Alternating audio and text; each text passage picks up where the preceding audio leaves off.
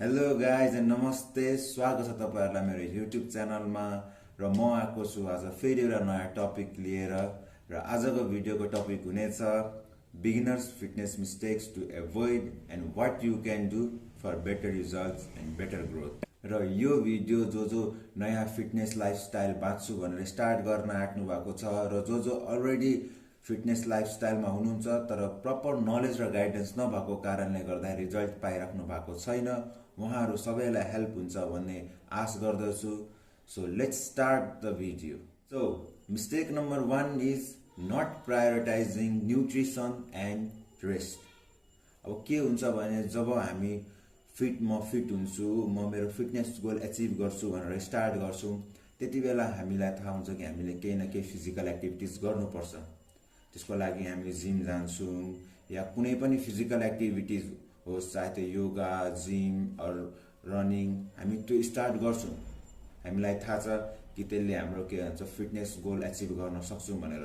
तर के हुन्छ भने फिजिकली एक्टिभ मात्रै भएर हुँदैन, हाम्रो जुन न्युट्रिसन छ र रेस्ट छ यो दुईटा पनि मिलिरहेको हुनु पर्यो। यदि हाम्रो न्युट्रिसन मिलिरहेको छैन, हामीले इनफ रेस्ट पाइरहेको छैनौँ, इनफ मात्रै होइन प्रपर रेस्ट पनि पाइरहेको छैनौँ भने हाम्रो जुन गोल छ हामीले त्यो एचिभ गर्न सक्दैनौँ। किनकि यदि हाम्रो for example fat loss goal हो भने हामी जिम जान्छौँ, हामी जिम जाँदाखेरि अतिमा अति 5 to 10% मात्रै क्यालोरी बर्न हुन्छ। यदि हामी प्रपर न्युट्रिसन राम्रो छैन, हामी क्यालोरी डेफिसियटमा छैनौँ भने हाम्रो फ्याट लस गोल हामीले एचिभ गर्न सक्दैनौँ।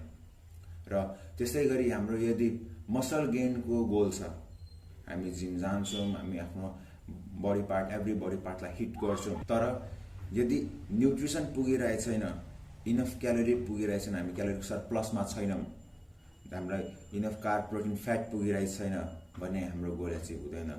र त्यसै गरी यदि हाम्रो वर्कआउट पनि राम्रो छ, हाम्रो न्युट्रिसन पनि राम्रो छ, तर हामी इनफ रेस्ट पाइरहेको छैनौँ, हाम्रो बडीलाई हामीले इनफ रेस्ट दिएको छैनौँ। इनफ रेस्ट भन्ने बित्तिकै 7 to 9 आवर्स स्लिप मात्रै होइन, प्रपर स्लिप। तपाईँले राम्ररी सुत्नु पर्यो, होइन कि म 7 देखि 9 घन्टा सुतेँ बट बिचमा राति राम्ररी सुत्नै सकेको छैन या बिचमा राति उठिरहेछ भने त्यसलाई हामीले प्रपर स्लिप मानिँदैन। त्यो कारणले गर्दाखेरि यदि हामीलाई हाम्रो गोल एचिभ गर्नु छ भने वर्कआउट नै राम्ररी गर्नु पर्यो, हाम्रो न्युट्रिसन नै राम्रो हुनु पर्यो र हाम्रो रिकभरी / रेस्ट यो नै राम्रो हुनु पर्यो। यदि यो तिनटाको ब्यालेन्स भएको छैन भने हामीले हाम्रो रिजल्ट पाउन सक्दैनौँ। र यो कारणले के हुन्छ भने हामी बिस्तारै हार मानेर हाम्रो जुन फिटनेस जर्नी छ त्यसलाई क्विट गर्न सक्छौँ। त्यसैले ध्यान दिनु होला, workout, nutrition and rest. Workout तपाईँले जुनै पनि गर्दा भयो, जिमै जानुपर्छ भने जरुरी छैन, तपाईँ योगा, जुम्बा, रनिङ, एनिथिङ जुनै पनि फिजिकल एक्टिभिटी गर्दा भयो, तपाईँको न्युट्रिसन प्रपर हुनु पर्यो र तपाईँ इनफ रेस्ट पाउनु पर्यो। यो तिनवटा कुरा भयो भने बल्ल तपाईँले चाहनुभएको गोल एचिभ हुन्छ र तपाईँ फिट हुन सक्नुहुन्छ। And mistake number 2 is not warming up properly. अब के हुन्छ, नयाँमा हामीलाई वार्मअपको इम्पोर्टेन्स थाहा छैन। वार्मअप भनेको के हो, किन गर्ने त? वार्मअप सिम्पली भन्नुपर्दाखेरि जुन लोड हामी अब बडीलाई दिन आँटेको छौँ त्यसको लागि बडीलाई रेडी राख्नु हो, द्याट्स वार्मअप।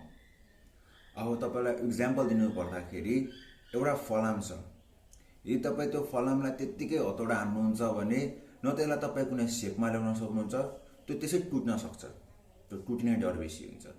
तर यदि त्यही फलामलाई तपाईँ हिट गरेर अनि बल्ल हतौडा हान्नुहुन्छ भने त्यो टुट्ने पनि डर हुँदैन, प्लस तपाईँ त्यसलाई इजिली सेप गर्न सक्नुहुन्छ। त्यस्तै हाम्रो बडी हो, यदि तपाईँ प्रपरली वार्मअप गर्नुभयो, तपाईँको बडीको टेम्परेचर बढ्छ, तपाईँको मसल्सहरूमा ब्लड फ्लो बढ्छ, तपाईँको जोइन्टहरू राम्ररी मोबाइल हुन्छ, तपाईँको माइन्ड र बडी दुइटालाई थाहा हुन्छ कि अब चाहिँ यसले स्ट्रेस हाल्न आँट्यो बडीमा। अनि त्यसपछि बल्ल त्यो कारणले गर्दाखेरि तपाईँको इन्जुरी हुने रिस्क, मतलब जस्तो त्यो अघि चिसो फलाम टुट्ने डर हुन्छ, त्यस्तै हाम्रो त्यो चिसो बडी इन्जुर हुने रिस्क बेसी हुन्छ। तर वार्मअप गरेपछि त्यो इन्जुरी हुने रिस्क घट्छ। र रिसर्चले पनि के भनेको छ भने यदि कसैले वर्कआउट गर्नुभन्दा अगाडि प्रपर वार्मअप गर्छ भने वर्कआउटको बेलामा त्यसको पर्फर्मेन्स बढ्छ। त्यसैले वार्मअप इम्पोर्टेन्ट छ। र वार्मअप के गर्ने र कसरी गर्ने यसको बारेमा म भिडियो अगाडि बनाउने छु। Mistake number 3 is not following a proper split. Split भन्ने बित्तिकै जुन हुन्छ नि हामी Sunday chest, Monday back, Tuesday legs and so on विकभरिमा जुन बडी पार्टहरूलाई हिट गर्छौँ नि जुन तरिकाले, त्यसलाई स्प्लिट भन्छ। र हामी बेसिकली हामीलाई नलेज राम्रो नभएको कारणले र हाम्रोसँग गाइडेन्स राम्रो नभएको कारणले हामी ब्रो स्प्लिट फलो गर्छौँ। जुन मैले अहिले अगाडि भने त्यो स्प्लिट फलो गर्छौँ र त्यो पनि राम्रो नराम्रो होइन। तर के हुन्छ भने बिगिनर पिरियड भन्ने कुरा यस्तो राम्रो पिरियड हो, यति बेला यदि तपाईँको वर्कआउट प्लान राम्रो भयो, न्युट्रिसन प्लान राम्रो भयो, राम्रो रेस्ट पाउनु भयो भने यति बेला तपाईँले बेस्ट रिजल्ट पाउन सक्नुहुन्छ। जुन तपाईँ 12 विक्स ट्रान्सफर्मेसनहरू हेर्नुहुन्छ जुन नेचुरल होला, त्यो मोस्ट अफ द केसेसमा बिगिनर्सहरू नि हुन्छन्। बिगिनर भन्ने बित्तिकै फेरि होइन कि भर्खरै जिम स्टार्ट गरेकोलाई मात्रै बिगिनर भन्दैन। भर्खर स्टार्ट गरेकोदेखि लिएर 2 वर्ष नसकेकोसम्मलाई बिगिनरमा भनिन्छ, लाइक माइसेल्फ है।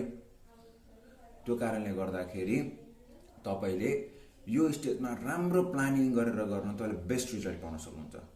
तर ब्रो स्प्लिट किन युज नगर्ने, सबभन्दा एउटा नराम्रो त्यसको पोइन्ट, यसमा तपाईँ एउटा मसल्स हप्तामा एकचोटि हिट गर्दै हुनुहुन्छ। भन्छ सन्डे चेस्ट हान्नुभयो, तपाईँले त्यसलाई 6 देखि 7 दिन रेस्ट दिँदै हुन्छ अनि अर्को सन्डे फेरि गर्दै हुन्छ है। एउटा यो भयो। अर्को चाहिँ के हुन्छ त, जस्तो तपाईँ सन्डे चेस्ट गर्दै हुन्छ, 5 वटा एक्सर्साइज गर्नुभयो अरे चेस्टको, पहिलो 2टा एक्सर्साइज तपाईँले मजाले आफ्नो फुल पोटेन्सियलमा गर्नुभयो, थर्ड अलिकति डाउन भयो।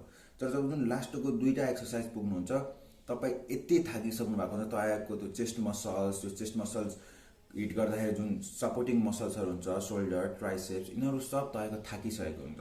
जस कारणले गर्दा तपाईँको त्यो लास्टको 2टा एक्सर्साइजमा तपाईँले आफ्नो राम्रो म्याक्स पनि नभने एभरेज पोटेन्सियलमा पनि गर्न सक्नुहुँदैन।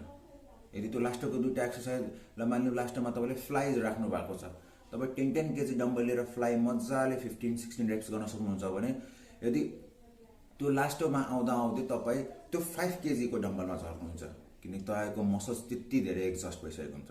तर यदि तपाईँ त्यसलाई नै स्प्लिट गरेर राम्रो स्प्लिट फलो गरेर सन्डे पनि चेस्ट र त्यसलाई एटलिस्ट 42 देखि 72 आवर्स रेस्ट दिएर फेरि यता वेडनेसडे थर्सडे फेरि चेस्ट हिट गर्नुभयो भने के हुन्छ भने तपाईँले यता 2टा एक्सर्साइज गर्नुभयो, फ्लाइ अर्को दिनको लागि राख्नुभयो, त्यतिबेला तपाईँले फेरि 10 केजीको फ्लाइ गर्न सक्नुभयो। भनेपछि मसल्सलाई तपाईँले आफ्नो राम्रो पोटेन्सियल वेटले तपाईँले हिट गर्न सक्नुभयो र मसल फ्रेस पनि छ। र बिगिनरको लागि राम्रो बेस्ट स्प्लिट भनेको फुल बडी स्प्लिट हो।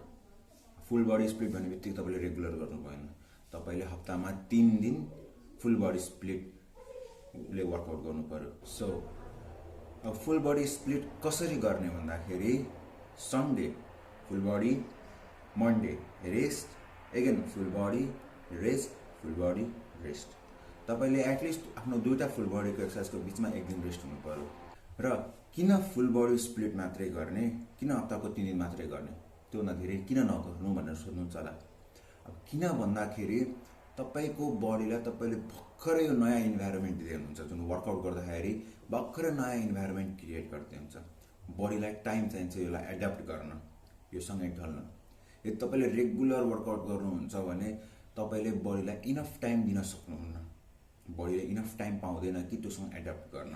त्यो कारणले गर्दाखेरि तपाईँले हप्ताको 3 चोटि मात्रै गर्नु भने बडीले इनफ रेस्ट नै पाउँछ र एडप्ट गर्ने टाइम पनि पायो।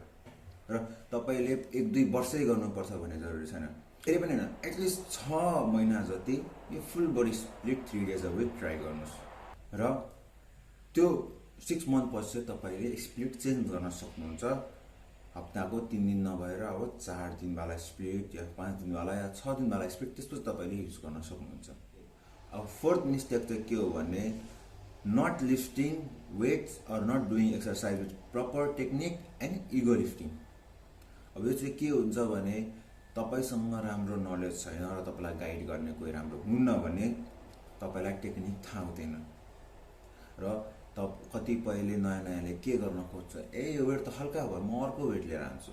तर के हुन्छ, अर्को वेट त तपाईँ हान्नुहुन्छ, तर तपाईँ त्यो वेटलाई लिफ्ट गर्नमा यति फोकस भइदिनुहुन्छ है तपाईँ आफ्नो बडी तपाईँको पोजिसन कस्तो छ, तपाईँको फर्म मिलिरहेको छैन, तपाईँले गरेको टेक्निक मिलिरहेको छैन, तपाईँ त्यसमा ध्यान दिनुहुन्न। त्यस कारणले गर्दाखेरि तपाईँले सबभन्दा सुरुमा म पनि पर्सनली यो मेरो साथीभाइहरूलाई मेरो क्लाइन्ट्सहरूलाई एडभाइस गर्छु कि फर्स्ट 2 to 4 weeks तपाईँले आफ्नो टेक्निकमा ध्यान दिनु, आफ्नो बडीलाई त्यो एक्सर्साइज गर्दाखेरि जुन फर्म हुन्छ त्यो फर्म त्यो पोजिसनलाई युज टु बनाउनु बडीलाई, अनि बल्ल वेट थप्दै जानु। किनकि यदि तपाईँले राम्रो टेक्निकली लिफ्ट गर्नु भएन भने तपाईँले जुन मसल्स हिट गर्न खोज्नुभएको त्यो मसल्स त हिट हुँदैन, प्लस जुन त्यो सपोर्ट गरिरहेको जुन जोइन्टहरू हुन्छ त्यो इन्जियर हुन्छ। यदि तपाईँले झन् इगो लिफ्टिङ गर्दै हुन्छ भने तपाईँको मसल्स पनि क्र्याम्पहरू हुने, मसल्स टियर हुने पनि डर हुन्छ। त्यस कारणले गर्दाखेरि पहिला आफ्नो टेक्निकमा फोकस गर्नु। यदि तपाईँहरूलाई थाहा छैन भने तपाईँको त्यहाँ को हुनुहुन्छ राम्रो या को गाइड हुनुहुन्छ उहाँहरूलाई सोध्नु, र युट्युबमा best exercise for chest search गर्नुभन्दा पनि how to do that particular exercise भनेर सर्च गर्नु, त्यो गरेको राम्रो। तर फेरि यहाँ अरू कुरा के आउँछ भने सबैको लागि टेक्निक एउटै हुँदैन, भन्न खोजेको फेरि पुरै डिफ्रेन्ट पनि हुँदैन, अलिकति तलमाथि हुनसक्छ। किनकि सबैको शरीर एउटै प्रकारले बनेको हुँदैन, सबैको एनाटोमी फिजियोलोजी एउटै हुँदैन। त्यो कारणले गर्दाखेरि सबको लागि अलिकति डिफरेन्स हुनसक्छ। यदि म जुन तरिकाले स्क्वाट गर्दैछु त्यो तरिकाले अर्कोले नगर्न पनि सक्नुहुन्छ, तर फेरि त्यो उहाँले गरेको तरिकाले उहाँलाई हिट भइरहेको हुन्छ, त्यो उहाँको लागि राम्रो पनि हो। तर यो होइन कि म यसरी गर्दैछु भने उहाँले पनि मैले जसरी नै गर्नुपर्छ। त्यो भनेको तपाईँको एनाटोमी र फिजियोलोजीले अलिकति डिफर पार्छ। तर टेक्निक भनेको सबैले राम्रो फलो गर्नै पर्छ। यदि राम्रो टेक्निक र फर्म भएन भने लङ टर्मसम्म तपाईँले वर्कआउट गर्न सक्नुहुन्न, केही न केही इन्जुरी आउँछ। त्यसैले टेक्निक मिलाउनुहोस् र वेटलाई बिस्तारै थप्दै जानुहोस्। किनकि म अहिले पनि धेरै हेभी भयो भने म अहिले पनि 2.5 किलोले ल्याटरल रेजेस या कुनै एक्सर्साइजहरू गर्छु। त्यो मैले नसकेर होइन, त्यो मेरो टेक्निक नबिग्रोस् भनेर।